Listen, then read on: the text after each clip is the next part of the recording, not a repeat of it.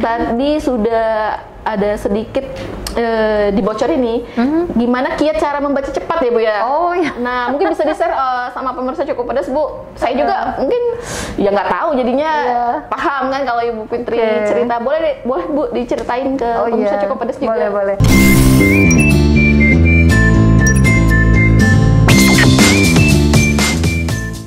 Assalamualaikum warahmatullahi wabarakatuh. Halo pemirsa Cukup Pedas, jumpa lagi bersama saya Ella Sulistiana di program kesayangan kita, apalagi kalau bukan di Cukup Pedas. Senang sekali saya bisa menjumpai pemirsa Cukup Pedas setelah sekian purnama, kayaknya kita nggak ketemu ya. Kalau minggu kemarin ketemu sama partner saya Om Trisno yang membahas banyak masalah sejarah. Kali ini kita sudah kedatangan tamu istimewa yang tentunya akan membawa banyak edukasi. Kita akan kenalan sama Ibu Fitriana. Halo Bu. Halo. Selamat siang Bu ya. Selamat siang. Alhamdulillah sehat. Alhamdulillah. Ibu Fitriana ini Kepala Dinas Perpustakaan Provinsi Sumatera Selatan ya Ibu ya. Iya. Oke deh, kalau kayak gitu kita akan mengulik lebih banyak lagi mengenai perpustakaan. Oke, untuk itu stay tune terus. Oke Bu, untuk lebih nyaman lagi kita ngobrol, saya buka masker kalau Ibu udah pakai facial ya. Iya. Mungkin untuk pembuka nih Bu, kita pengen tahu nih perpustakaan itu ngapain aja sih Bu intinya? Boleh dijelasin sama pemirsa Cukup Pedas mungkin biar dapat ilmu juga dari Ibu Fitri. Siap. Makasih Mbak Ella atas undangannya di Alpres pada siang hari ini.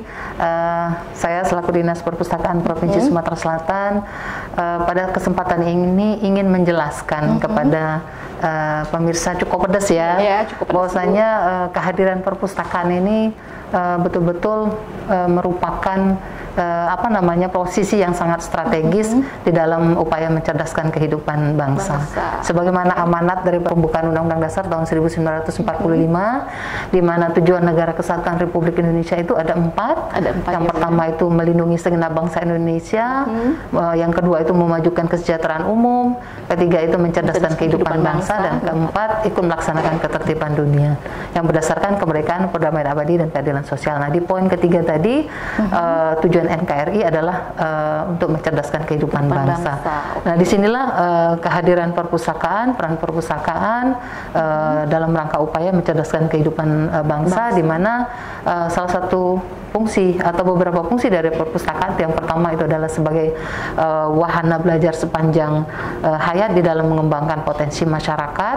Kemudian juga fungsi perpustakaan itu adalah sebagai wahana pelestarian kebudayaan budaya bangsa.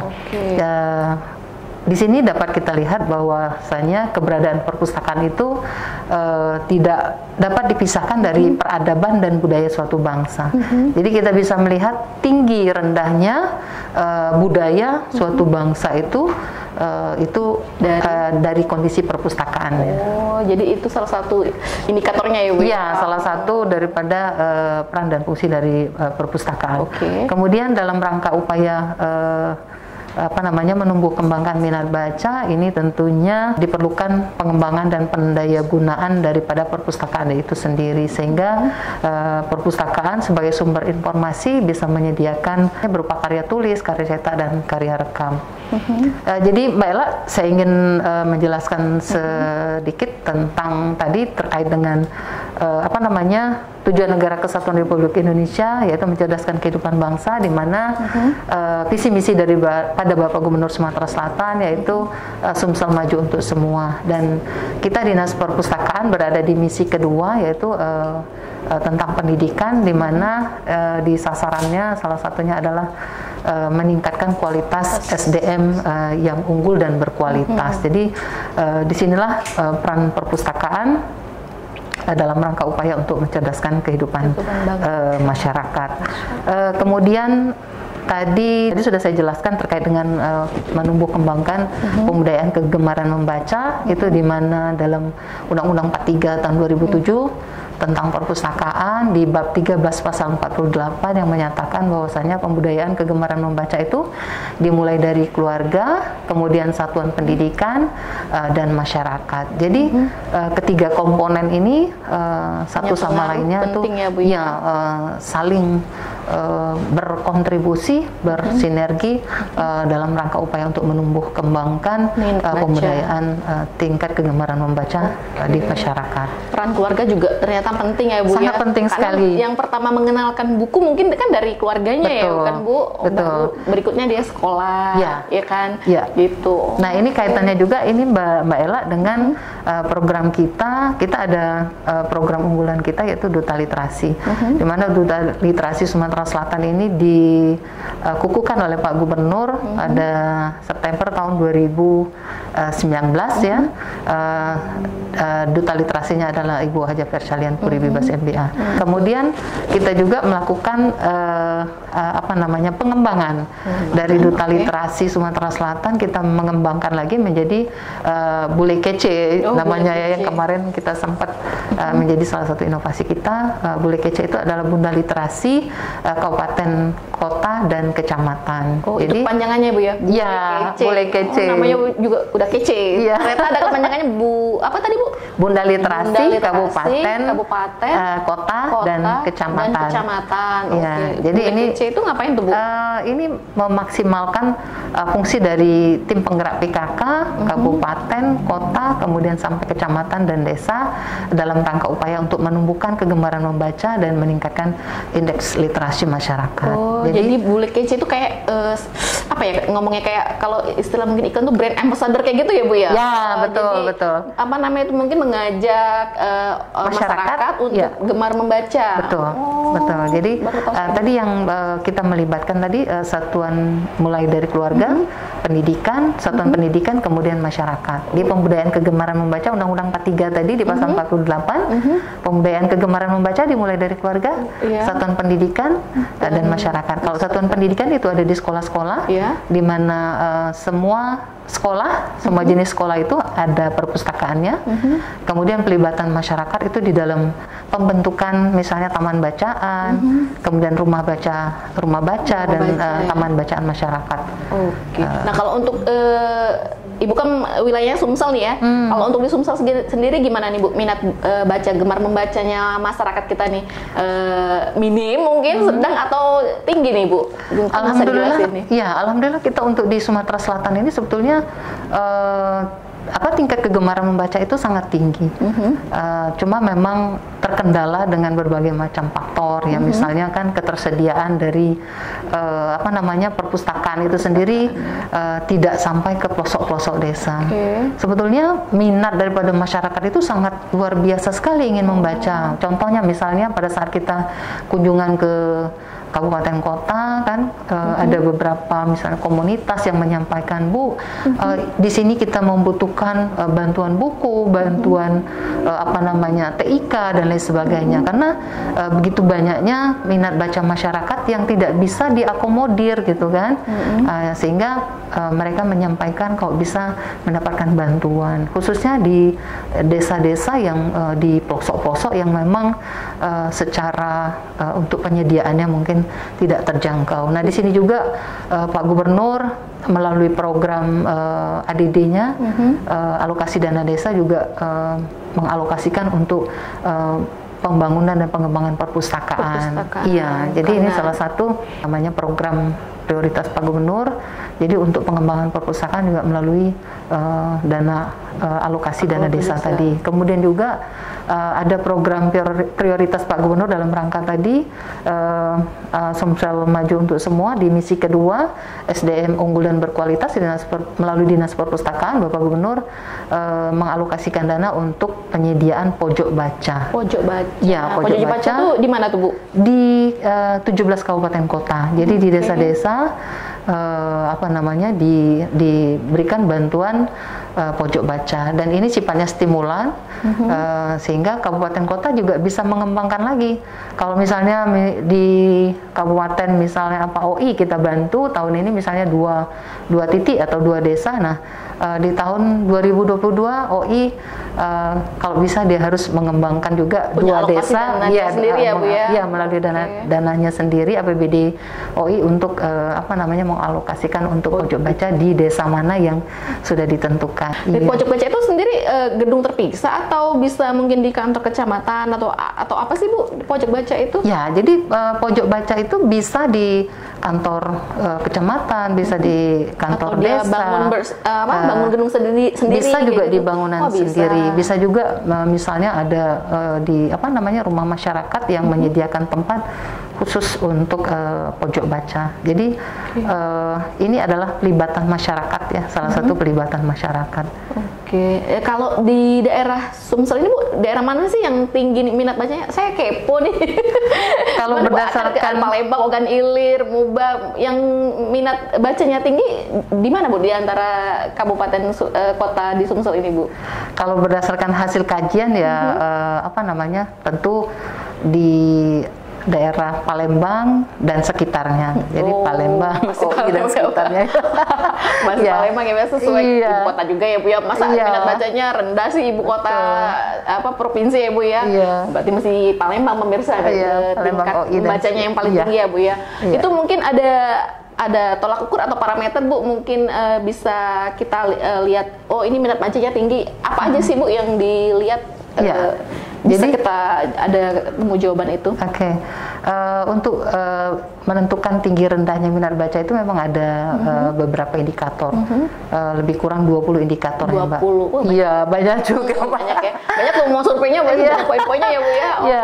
Apa aja nih Bu boleh di-share biar pemirsa Cukup Pedas juga tahu nih untuk bisa menentukan tingkat minat membaca itu Bu. Iya, jadi misalnya antara lain ini frekuensi membacanya kemudian berapa banyak buku yang diselesaikan dalam 1 tahun terakhir.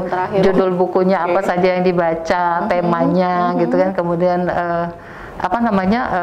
termasuk kunjungan dia ke perpustakaan, kemudian dia membeli buku itu dalam 1 tahun itu berapa banyak gitu kan. Gitu juga sampai membeli juga terasa ikut dinilai ya. Artinya kan dengan membeli buku berarti dia kan ada minat untuk membaca. Nah, itu termasuk salah satu indikatornya.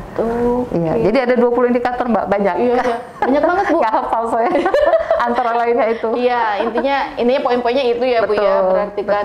Tapi tadi senang juga sih kalau Palembang tingkat membacanya cukup tinggi ya Bu ya. Nah, kalau untuk yang mengunjungi perpustakaan sendiri Bu, kalau di Palembang Ibu bicaranya Sumsel ya. Gimana tinggi atau enggak nih yang datang ke perpustakaan? Alhamdulillah untuk yang datang ke perpustakaan itu cukup tinggi Mbak. Cukup tinggi ya. Walaupun seperti sekarang di masa pandemi dengan pemberlakuan PPKM ini sejak diberlakukan PPKM masih ada masyarakat ya yang datang ya.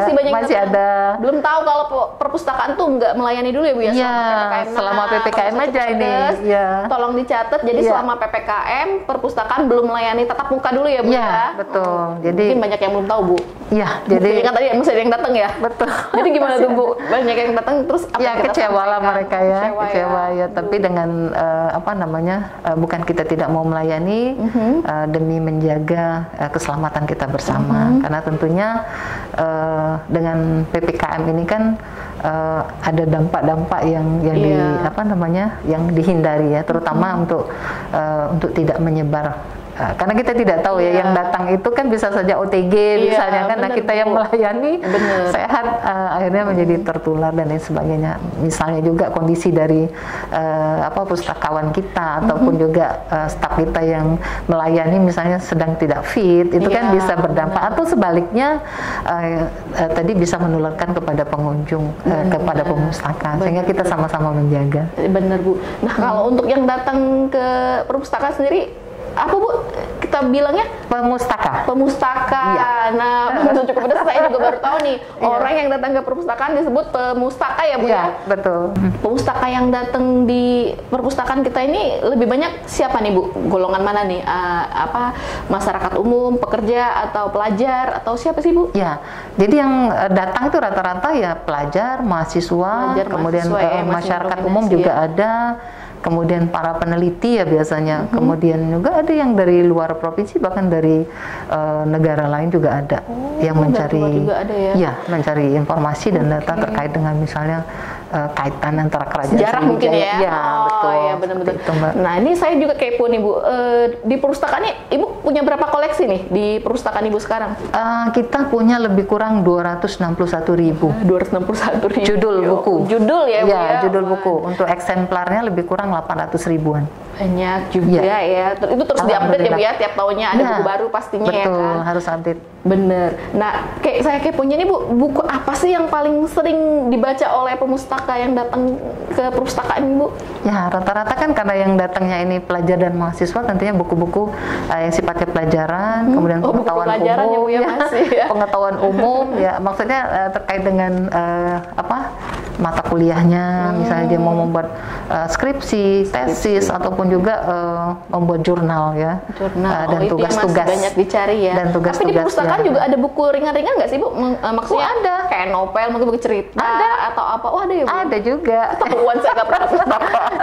Ada ya, Bu ya? Ada buku cerita untuk anak-anak. Majalah ada juga ya, Bu ya? Ada majalah. Jadi berbagai macam informasi. Ada alternatif ya, Bu ya? Mungkin yang tadinya nggak suka buku yang serius, ada buku yang agak santai, ringan dibaca, ya kan, Bu ya? Jadi ada semua ya? Ada semua di perpustakaan ya. Ayo Mbak Ella datang ya. Iya. harus jadi member kita. Ada member juga ya, Bu? Iya, jadi kita setiap datang itu menjadi anggota, harus menjadi anggota. Jadi harus jadi member perpustakaan dulu ya, Bu ya? Iya, betul. Dan itu salah satu juga menjadi indikator untuk indeks literasi masyarakat. Jadi banyaknya pengunjung yang datang ke perpustakaan itu menjadi salah satu indikator tingginya tingkat indeks literasi masyarakat. Oh, itu juga ya dinilai. Salah satu indikatornya. Nah, tadi Ibu udah menyinggung PPKM kan nggak bisa tatap muka dulu nih si pemustaka ini datang ke perpustakaan. Nah, ini ada solusinya nggak, Bu? Mereka bisa mendapatkan buku yang pengen dicari di perpustakaan itu lewat apa sih, Bu? Oh iya, betul Mbak Ella. Saya lupa tadi menyampaikan bahwasanya kita juga sudah punya program yang berbasis digital. Jadi kita punya program yang namanya Diari Sumsel Digital Library. Jadi pemustaka ataupun juga masyarakat bisa mengaksesnya melalui Play Store, kemudian login melalui password, melalui email ataupun juga Facebooknya. Nanti langsung diunduh, pilih buku mana yang mau dibaca gitu kan. Iya. Oke, tuh pemirsa Cukup Pedas. Ya. Mungkin bukan saya aja yang baru tahu ya, Bu ya. Mungkin pemirsa Cukup Pedas juga baru tahu kalau perpustakaan juga sudah berinovasi melalui aplikasi namanya Diari Sumsel. Digital Library. Digital Library. Jadi yang selama ini perpustakaan nggak bisa buka, jadi bisa di Diari Sumsel ini ya, Bu ya. Caranya cukup mengunduh aplikasi ini di Play Store, di handphone kita ya, Bu ya. Android dulu, Mbak. Android. Kalau untuk itu merek lainnya belum bisa ya. Belum bisa, jadi hanya yang penggunaan HP Android yang bisa mengunduh aplikasi ini ya, Bu ya. Mengunduh, kemudian cuma daftar, terus login melalui email ataupun juga Facebook-nya. Semudah itu? Iya. Semudah itu. Mbak Ella harus mencoba ya. Iya, nanti deh saya coba, Bu. Jadi siapa tahu jadi yang tadinya cuma baca-baca gosip aja, ketahuan baca-baca gosip jadinya mau baca yang lain. Ya kan biasanya kayak gitu ya, Bu ya. Yang penting kan mau membaca dulu ya kan ya, Bu ya. Bener Mbak. Bener. Nah, akhirnya menjadi butuh. Bener jadi kebiasaan ya, Bu ya. Jadi kebiasaan. Nah, di diari apa tadi, Bu? Diari Sumsel. Diari Sumsel tadi. Digital banyak nggak koleksinya, Bu? Untuk tahun ini kita insya Allah ada lebih kurang 1025 judul. Oh, banyak juga. Iya, 1025 judul. Oke. Jadi itu pemustaka tinggal klik aja ya, Bu ya, judul yang mau dicari. Dicari aja, search aja kan, mau cari misalnya tentang agama, search agama, terus judulnya apa gitu kan. Langsung muncul nanti ya. Ya. Bisa dibaca lewat HP mereka. Betul. Ya. Di rumah masing-masing. Bukan di perpustakaan ya, Bu ya. Ini salah satu solusi di masa pandemi ini. Jadi Dinas Perpustakaan mempunyai program andalan ya. Jadi masyarakat tidak harus datang ke perpustakaan, tapi bisa melalui Android-nya sudah bisa mengunduh membaca buku yang dibutuhkan gitu melalui Diari Sumsel tadi. Diari Sumsel berarti menjadi solusi ya, Bu ya, di tengah pandemi sekarang. Insya Allah menjadi salah satu solusi ya. Inovasi yang bagus dari perpustakaan, Bu. Jadi menghadapi kondisi sekarang nih, Bu, ya, ya kan? Apalagi sekarang kan ya memang anak-anak kita kan milenial, iya. Udah banyak generasi ya, literat ya, generasi yang melek informasi. Bener. Jadi salah satu inovasi upaya yang kita lakukan untuk memenuhi kebutuhan daripada pemustakaan milenial tadi adalah dengan menyiapkan layanan digital library. Layanan digital library. Memang iya sih Bu, kita harus mau nggak mau harus ngikutin zaman juga. Betul, ya Bu ya. Respon. Iya, benar. Responsif ya dengan kebutuhan masyarakat atau inovasi dari perpustakaan ini. Wah, terima kasih, udah sangat membantu nih. Amin. Ditunggu inovasi berikutnya dari perpustakaannya Bu ya. Insyaallah, mohon doanya. Nah, kalau udah ngomongin tadi, ini Bu Fitri ini masih ada informasi yang sangat menarik nih. Tadi sudah ada sedikit dibocorin nih, gimana kiat cara membaca cepat ya Bu ya. Oh iya. Nah, mungkin bisa di-share sama pemirsa Cukup Pedas Bu. Saya juga mungkin ya nggak tahu jadinya paham kan kalau Ibu Fitri cerita. Boleh Bu diceritain ke pemirsa Cukup Pedas juga. Boleh. Jadi pemirsa Cukup Pedas, kiat membaca cepat itu bukan berarti membacanya yang cepat, tapi bagaimana kita bisa membaca 5 buku dalam beberapa waktu. Caranya adalah yang pertama kita melihat judulnya atau covernya. Kemudian yang kedua kita melihat intisari daripada buku itu sendiri yang ada di belakang. Kalau misalnya para pemustaka atau masyarakat tertarik dengan buku yang dibaca tadi, kemudian kita beralih pindah ke daftar isinya. Jadi dari daftar isi itu kita tahu kan apa yang kita butuhkan. Oh ternyata informasi yang kita butuhkan ada di halaman ini. Jadi kita langsung membuka halaman yang kita butuhkan. Kemudian membaca cepat itu dengan cara membaca kita, jadi ekor mata kita itu seperti kita melihat huruf Z gitu kan, jadi cepat kita membacanya seperti itu. Iya Bu ya. Iya, itu salah satu kiatnya, sehingga misalnya kita apalagi di masa pandemi ini kan anak-anak tugasnya numpuk ya. Iya benar Bu. Membutuhkan referensi kan, beberapa buku yang dia harus juga cepat mendapatkan clue-nya ya, intinya gitu kan. Oh inti dari buku ini ya ternyata. Oh ini dari ini intinya ini. Nah, oh ini enggak saya butuhkan buku ini, saya membutuhkan yang lain. Jadi dengan cara kiat membaca cepat tadi, dia akan cepat juga mengantisipasi dalam waktu singkat dia bisa mendapatkan beberapa buku yang betul-betul dia butuhkan untuk bahan referensi dia, misal membuat tugas ataupun juga skripsi, tesis dan lain sebagainya. Jadi lebih menghemat waktu kita di dalam menemukan buku yang kita butuhkan, referensi yang kita butuhkan. Jadi banyak tambah ilmu nih ketemu sama Ibu Fitri. Terima kasih Bu ilmunya. Pemirsa Cukup Pedas tentunya juga menyimak dan juga mendapatkan ilmu dari yang sudah Ibu Fitri sharing tadi ya. Iya kan Ibu ya. Nah kalau sudah itu Bu, mungkin ada ini nggak Bu tips kita itu membaca itu tiap hari harus menghabiskan satu buku dalam seminggu itu berapa buku, atau satu hari, atau gimana Bu? Ya itu kan tergantung dengan kebutuhan ya. Biasanya kan orang itu membaca itu karena dia butuh biasanya kan. Orang yang sudah terbiasa membaca dia akan membutuhkan informasi yang lebih lanjut lagi ya.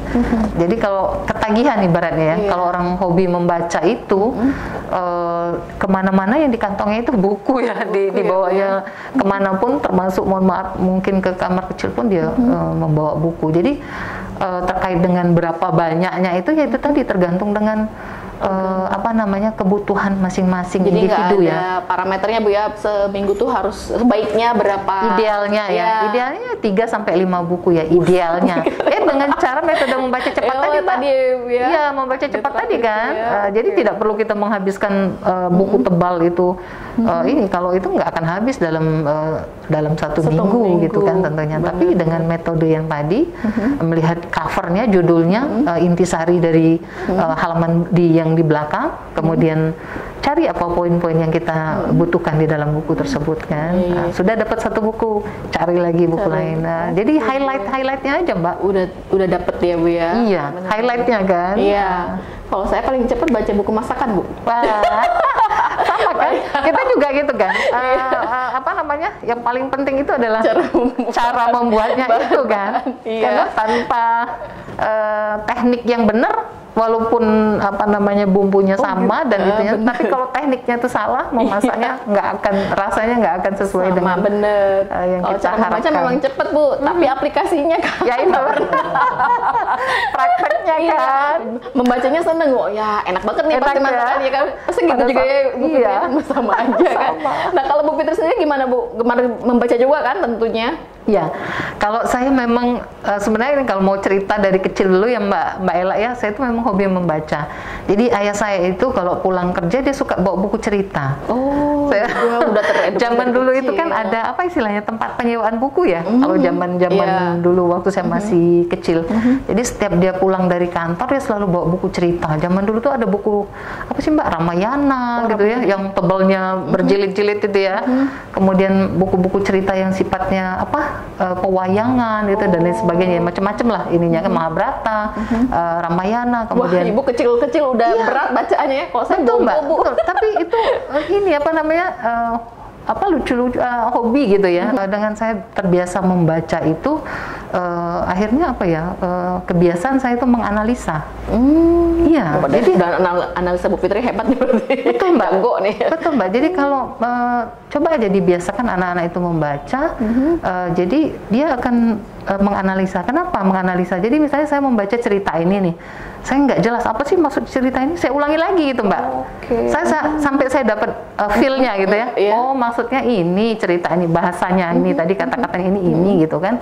Jadi saya terbiasa itu, menganalisa kan akhirnya Iya, kan. benar-benar. Itu Mbak, jadi kita dengan membaca terbiasa menganalisa, kemudian terbiasa kita berpikir kritis dan ada apa namanya semacam kreativitas, inovasi gitu. Iya, dari membaca kan. Dari membaca, Mbak. Jendela dunia ya Bu ya. Betul, katanya. kalau kita nggak membaca kita nggak akan dapat referensi Mbak. Iya. Kita hanya taunya ya itu saja gitu kan. Tapi ternyata banyak sekali yang saya tidak tahu ya. Banyak sekali yang harus saya pelajari. Oh ternyata begini, ternyata begitu dan lain Iya, sebagainya Mbak. benar. Makanya orang yang haus akan ilmu itu dia merasa buku itu menjadi santapan dia sehari-hari gitu ya. Sehari-hari, Iya, ya. tadi kemana-mana dia bawa buku. Bacaan terakhir yang Ibu baca apa Bu Fitri? Oh terkait dengan apa nih? Apa aja lagi baca apa nih? Iya. Hari ini atau kemarin?